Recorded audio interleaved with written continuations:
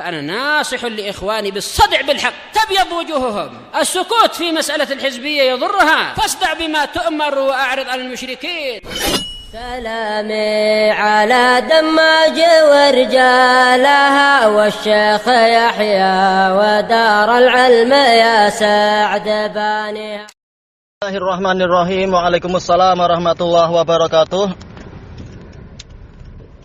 Masalah warisan ini adalah hukum dari Allah Subhanahu wa ta'ala, dan Allah ta'ala dan Rasulnya telah mengurusi itu. Telah disebutkan dalam kitab-kitab fikih yang menjelaskan tentang hukum Allah tentang masalah ini. Jadi seseorang itu dikatakan sebagai ahli waris apabila dia masih hidup tatkala seseorang itu meninggal dunia. Makanya misalkan ada seseorang lelaki meninggal dunia, yang dikatakan mewarisi dia adalah anggota keluarga dia yang dekat yang masih hidup tatkala orang itu mati. Berarti orang yang sudah lama mati, atau tidak harus jauh, tapi dia mati sebelum si pemilik harta itu mati, maka dia bukan sebagai ahli waris, dia sudah tidak ada.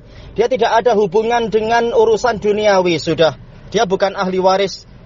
Taib. Namanya aja waris. Warisun itu artinya adalah yang mengambil apa yang ditinggalkan oleh orang yang mati. Sementara dia mati lebih dahulu, maka tidak dikatakan bahwasannya dia itu adalah waris. Taib.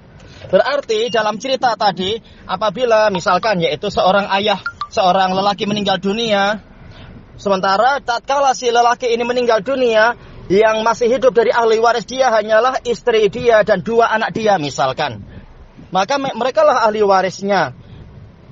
Walaupun di dalam akte keluarga tertulis orang tua ini total pernah memiliki 5 anak misalkan, tetapi 3 anak itu sudah mati lebih dahulu. Maka yang jadi ahli waris hanya 2. 3 ini bukan ahli waris. Waris artinya adalah yang menguasai apa yang ditinggalkan. Bagaimana dia menguasai apa yang ditinggalkan sementara dia justru meninggal dunia lebih awal. Dia yang diwarisi, bukan dia yang mewarisi. Baik. Berarti orang yang mati ini, si anak yang mati ini, dia tidak mampu mewarisi orang tuanya karena dia mati lebih dahulu daripada orang tuanya. Kalau dia tidak memiliki hak apa-apa dari orang tuanya, maka anak dia, yaitu cucu si mati sekarang, cucunya lebih layak lagi untuk tidak memiliki hak.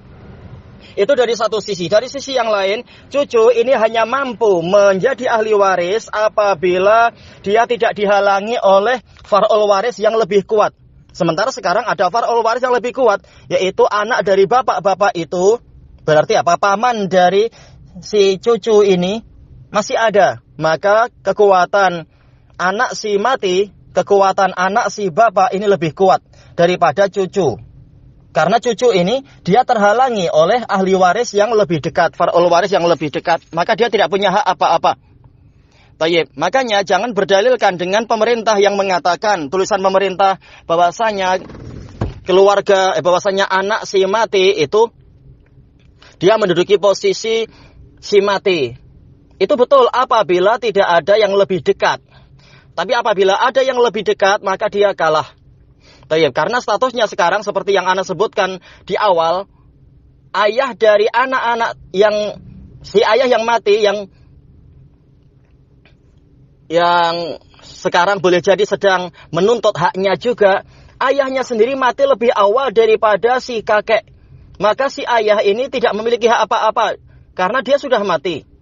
Yang menjadi ahli waris bukan orang yang mati. Yang menjadi ahli waris adalah orang yang hidup.